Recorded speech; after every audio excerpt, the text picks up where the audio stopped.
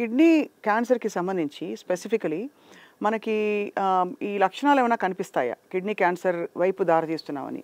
And specifically కిడ్నీకే ఆ cancer రావడానికి కారణం ఏముంటుంది? ఇప్పుడు ప్రతి ఆర్గాన్ మనకి ఒక ఫంక్షన్ ఉంది.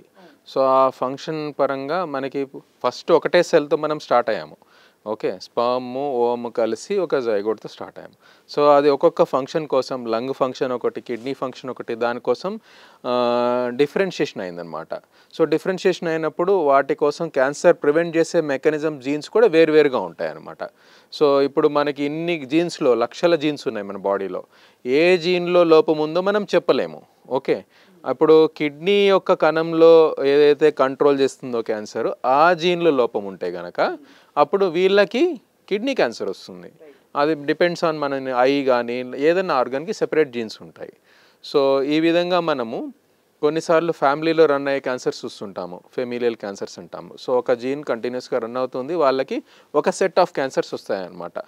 ఓకే. సో ఈ విధంగా మనము ఎవరు అట్ రిస్క్ ఉన్నారో చెప్పాలంటే మనం ఫ్యామిలీ హిస్టరీ అడుగుతాము. సో ఏమైనా లింక్ ఉందంటే వాళ్ళకి జీన్ టెస్టింగ్ కూడా చేసుకునే మనకి అవకాశం ఉంది.